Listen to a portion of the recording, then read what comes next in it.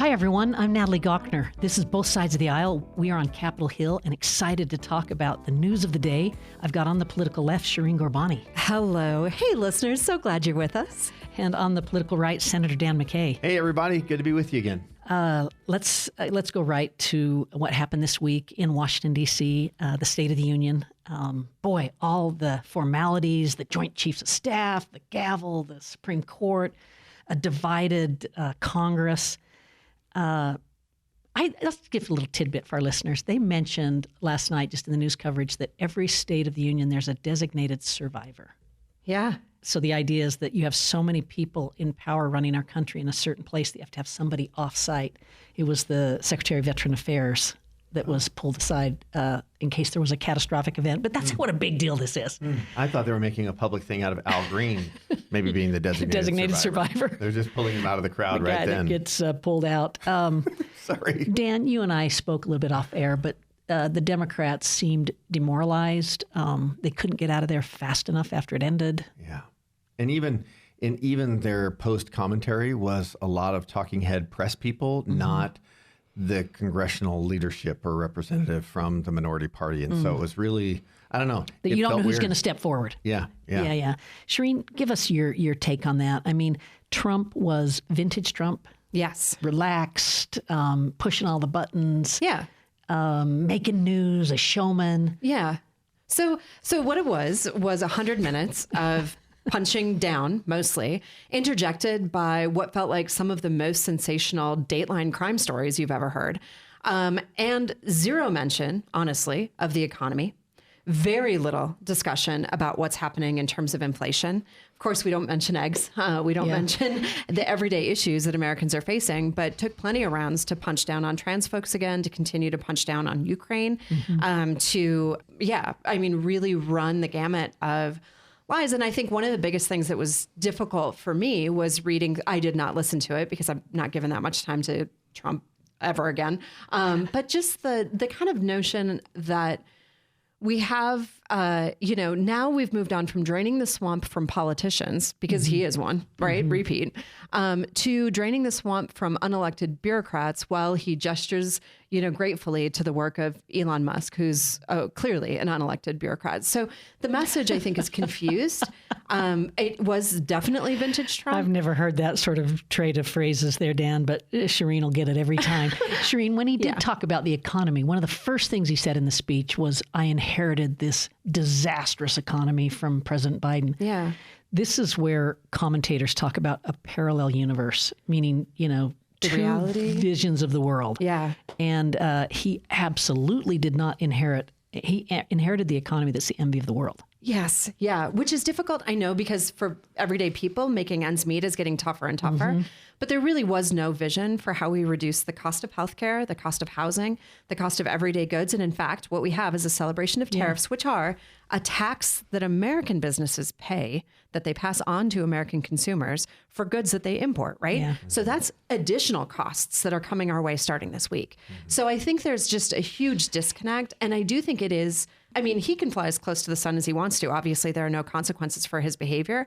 But I do think it's going to be hard to pull out of this when we're heading into rough times. Dan, Shireen uses this metaphor of flying too close to the sun. This is Icarus in Greek. And the idea is you get too close and your wings melt, right? So you can't fly anymore and you fall. The economist in me right now, I talked to our chief economist yesterday. I'm just like seeing some things that really scare me. And what I would say to listeners is keep an eye on unemployment. That's what I would keep an eye on. And even in the address, President Trump foreshadowed what he called an adjustment period. Yeah. That was his way of saying these tariffs are going to look bad for a while, but in the end, we'll be okay. Yeah. And that was clearly, we know that the president's MO is take a big swing at something, announce something big that is, frustrating to those of us, who do the math or watching things. And then he gets some concessions out of people and then changes directions and things go better, right? So how long does that last? Like, what's his adjustment period timeline, right? Where he's a lame duck, right? Can't run for election. I would say that, I mean, so the way recessions work is you don't know they're coming or you do things to avoid them, right? Yeah. Because they're that painful. And the makings of a recession right now are going to be a stock market that's overvalued, that's now coming back into, more normal territory, unemployment that's rising because of these layoffs and all the ripple effects, consumer sentiment reacting to that, the Fed having to keep interest rates high because inflation isn't under control and actually starts to go up. And it doesn't take very long to put us in a recession by fall. And the president, that will hurt him. That will be the wings burning on Icarus. But if you'll remember, we were talking about the symptoms of recession in October last year and in August of last year. Totally fair. So this is one of those things where I think the president is acknowledging it's likely to occur, and the question is, maybe he's taking the standpoint of, well, the sooner we can get some of these symptoms cured, maybe we can get to the real root of the problem. And I do believe that's like his goal. I do not understand the roadmap yet, but we'll see. Dan, what's the term they're using, or Shereen, you can add in? Is it the new golden age? Is that what he's saying? A new golden era? Yeah, new golden era. And then also, new golden visa. A new golden visa. It's no surprise that it's all gold. I'm bringing it up, though, because our producer reminded me that asking the question, is this a new political and government era? And I told our producer, I think that's a little strong for me. But, Shereen, maybe you disagree. But the way I think of it is this is the next chapter in a long journey of trying to figure out how we make a more perfect union. And I think what's happening right now is a Republican Party, two things: responding to overreach, which we've talked about. But the second thing is, I'm absolutely convinced that the economy has left many Americans behind. And there's a reaction to that. And the reaction is, we got to go change. Yeah, I would say it's a reaction to it, but then there's also a narrative that people hear over and over again, especially if you spend time on far partisan media, about how we are better off pitting against each other than we are addressing these kind of bigger social problems, right? So, I mean, this is the hallmark of right-wing media, to suggest that we need to demonize immigrants because we don't have the jobs that we want, or or the homes that we want, or whatever that may be. There's a whole line of activity, a very specific media environment that tells us to hate our neighbors. And I think that is contributing in great ways to the political moment that we're in.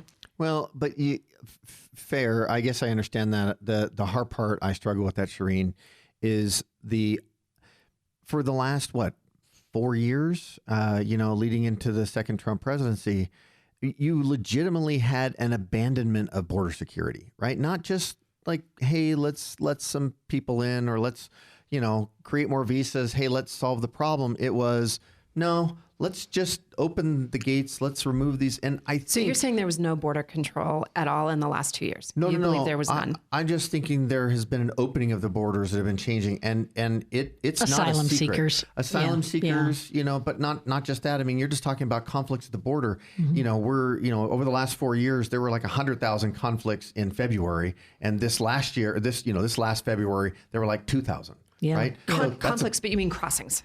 Well, just incidents with border security where they're keeping track of everybody going through, right? And it's just that you can't have that kind of abandonment of an important policy in the country and expect the country to stand with you. I don't think there's hate. I just think there's abandonment of policy and expectations, and you've got to meet those expectations if you're the elected leader. Yeah, I guess I just want to emphasize that there is hate. We're seeing just increased violence. There's not as much hate. There's increased violence targeting immigrant communities. That is happening. I know, but you want to see hate. It's not there.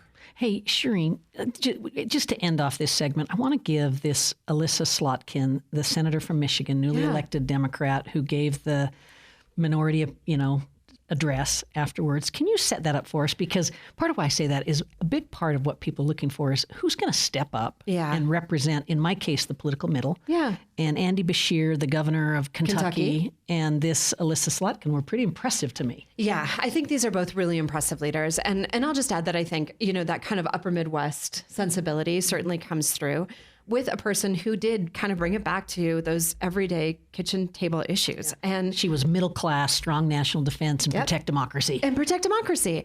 Yeah. And I think, I want to maybe touch slightly on what I do think ultimately will win out, which is a message about hope, a message about how we move forward together. And that is not what we are getting from this president. That is not what he traffics in. That's not what we're getting from J.D. Vance. We're not going to get it from that kind of leadership, but we can start to hear it in places where it really matters. And I would just encourage people to open their minds to the notion that across party lines, we have to be looking for people who are advancing a different agenda. Yeah, Dan, this Senator Slotkin, 3 tours in Iraq, worked in both the Bush and the Obama White House. She said her mom was a Democrat and her dad was a Republican, and she won in her state, and so did Trump. So she was picked to do this for a certain reason. So to my political centrist leanings, I liked this woman. Well, notice she stayed away from things that over the Biden administration kind of, in some ways, I would say, eclipsed his presidency and took him in ways, I will say from the outside, it appears he was letting others determine the direction of his administration. And he was letting Shireen likes to use the culture wars, right? Well, he was doing his best to provide the opposite front, right? And give the low fruit, the low hanging fruit talking points to the Trump administration on things that clearly most of America did not support. We're talking about 70, 80% about men and women's sports. Like, go down the list of some of those things, and everybody's like, we've kind of had enough. Let's take our country back and focus on things that are important. And I'll say Senator Slotkin did a good job of trying to recenter that. And that is a Democratic Party that I think Trump should be afraid of. Yeah. Or that you might like to join. Yeah, we should keep an open mind. We should close for our next segment. But when does the honeymoon period end for this president, Dan? I think when unemployment starts, that's where I am too. I think if you start to see spikes in unemployment and you see interest rates staying stagnant, or even going up, I think in economic history, of recessions, they say the most consistent indicator is the beginning of the rise of unemployment. I agree, and I just have to add cutting people's health care. And everybody worries about affordable housing, right? DC, believe it or not, the average price of homes in the last 90 days has gone down $150,000 within a mile of the market's work. Within a mile of the Beltway. So. Yep. Hey, in our next segment, we're going to talk about the close of this legislative session locally. We got tax cuts, higher ed, public ed, vote by mail. Dan's going to lay it all out for us. So stay tuned, everybody. You're listening to Both Sides of the Aisle on Utah Public Radio. We love to hear from listeners like you. If you would like to send us a comment, email bsotapodcast@gmail.com. That's bsotapodcast@gmail.com. Thanks for listening.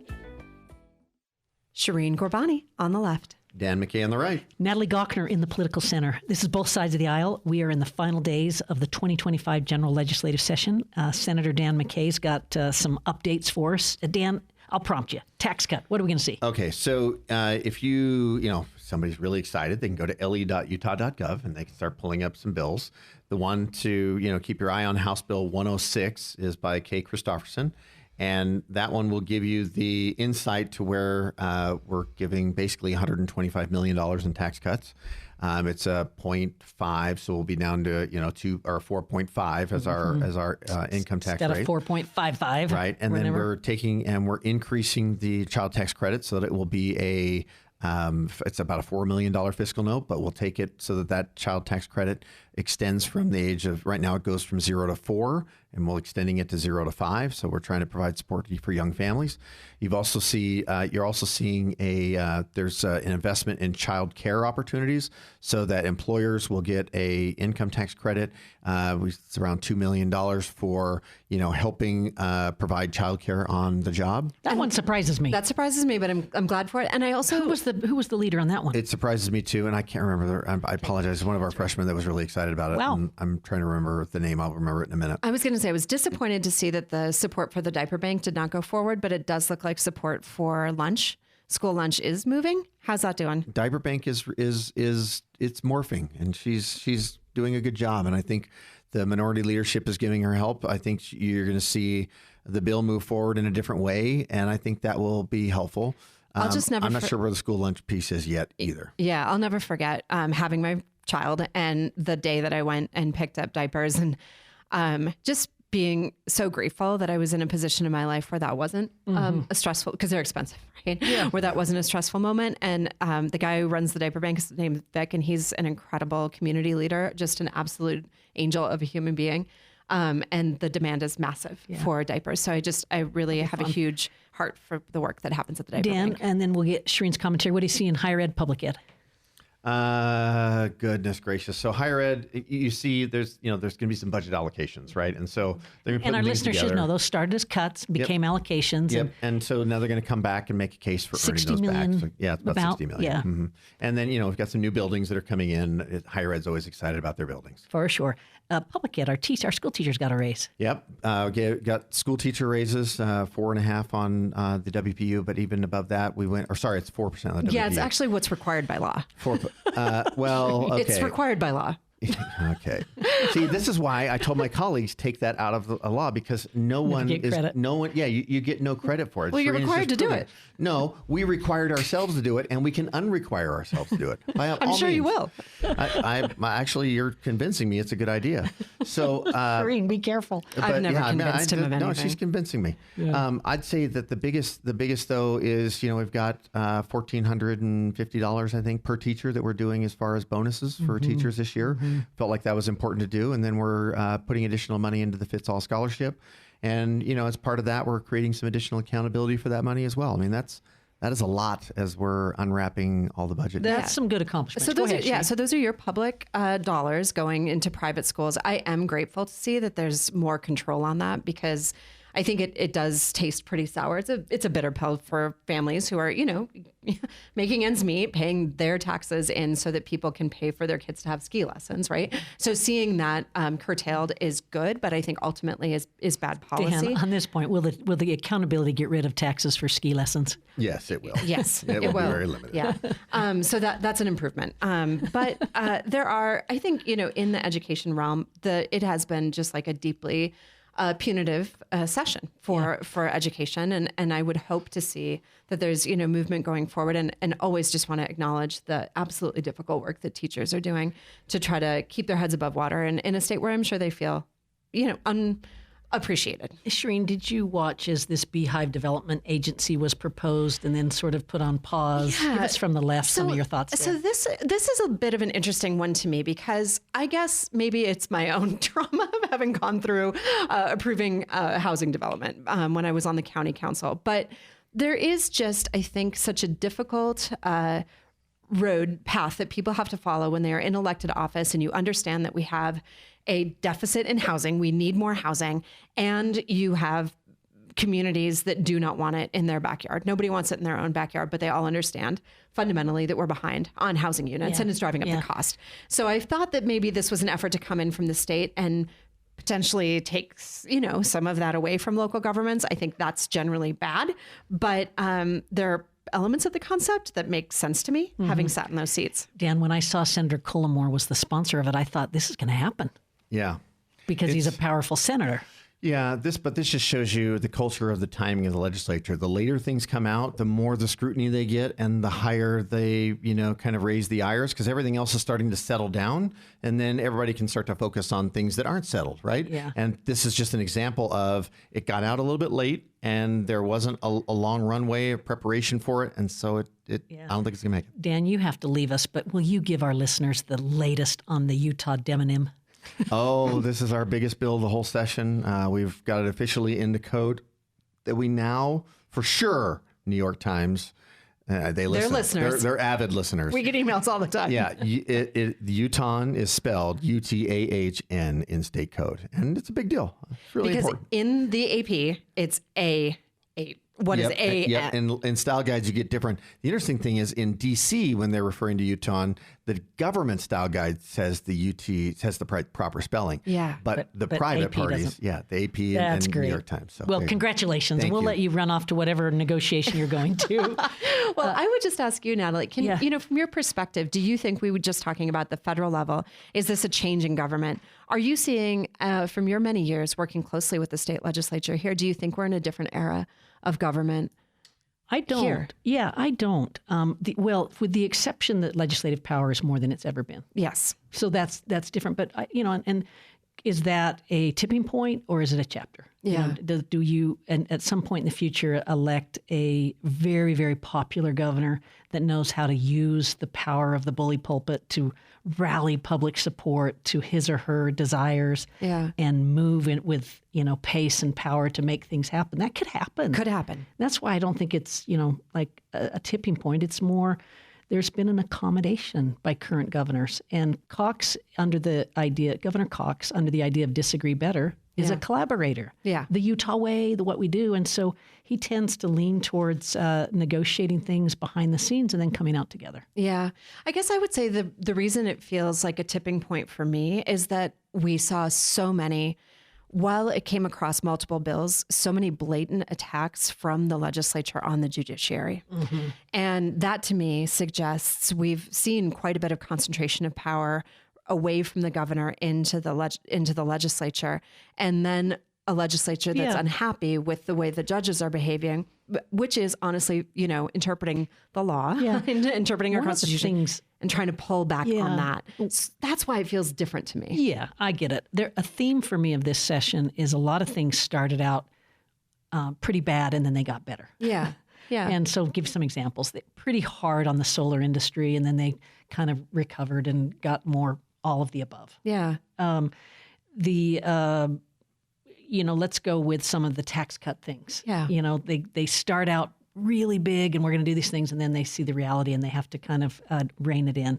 The Beehive Development Agency first concentrated all this power in an unelected body, and then they said, oh, we'll only do this if we get local buy-in. Yeah. And I just saw a lot of these go from, even in higher ed, we're going to cut you, to no, we're going to reallocate. Yeah. And so I think that's an example of a legislative body, kind of moving its elbows, flexing its muscles a little bit, but ultimately getting to a good place. Yeah. So I give them pretty good marks for that. Even with the judiciary, Shireen, they came out wanting to really do some things that exerted their power over the judicial branch. And in the end, they backed off. Yeah, I guess I would say that what I've noticed is that typically it takes 2 or 3 years for some of these bigger, moves to pass. So if you had concerns as a listener about what you saw happening in terms of that power grab, you need to let your representatives know now. Yeah. Because they'll try it again. They'll try it again next year. And there's just no reason to believe that they won't. Mm-hmm. So I think that's a really important kind of piece of this, is that to me, it's a little bit of a roadmap. Mm-hmm. Like, here's where we're going. Yeah. So I think that's concerning. I'll also say what ultimately happened, and I'm sorry we didn't get a chance to ask Senator McKay about why he would vote to really make our vote by mail process more restrictive and less effective. So I think the ultimate outcome of what was HB 300, I believe, was the vote by mail, ultimately was a desire to kind of end it. Became much better. Yeah. But still, I don't understand why we would see Republicans continuing to attack a system that benefits them election after election in this state. I think that's concerning. Mm-hmm. I think it plays into, honestly, a false narrative to misinformation about how our voting system works in this state. It works very well. Yeah. One that I'm watching pretty closely, Shireen, is this independent commission and pre-election debates. Yeah. The bill that's trying to kind of, change that up. I was a devotee of our former governor, Lieutenant Governor Olene Walker. She's the one who helped start the Utah Debate Commission. Yeah. And, I like how it's structured, but it looks like that's a place where if they don't get it done this session, we'll see it again, and keep an eye on that one. Yeah, I'm kind of curious why. That, again, feels like a solution in search of a problem. I, as you know, participated in that when I ran for the United States House of Representatives. And it was honestly a really professional and well-organized process that I thought we had a little bit of an excitement where somebody jumped on stage. They could maybe use more security, but they did end up, I think, ultimately making that decision going forward. But there is, I think, a lot that the group that has come together, that's put that together, has given to us. Well, and I'll say I have moderated maybe 4 or 5 times for the Utah Debate Commission. And I will tell you, interestingly, in my experience, like they keep the questions that I'm moderating from private until right before. Yeah. Even as the moderator, you're kind of kept in the dark a little bit. Yeah. And I find that interesting because they're so trying to protect fairness. Yeah. Yeah, well, we got to end the discussion here. Is there anything else you want to share with our listeners, Shireen? I guess I was going to say that there's one more vote that counts, and that's the governor. That's the governor. We got a veto power here, which he does not use very much. I guess I would just say, I think for a lot of our listeners, they're likely kind of more on my side or your side of things politically. I think this is a very fraught time, and I would just suggest to people, you can do good in your own community. You can do good in your own neighborhood that will feel better than the doom scroll. So just find that place where you can go to work and do it. Yeah, and remember that hope is not optimism, hope is action. It's action. And so there's never time to be more hopeful because you need to be the change you want to see. That's 100% right. All right. Hey, that's a wrap. Thanks, everybody, for listening. You've been listening to Both Sides of the Aisle with Shireen Gorbani, Dan McKay, and Natalie Gochner. Programs produced by Anthony Scoma. Thanks, everybody, for listening.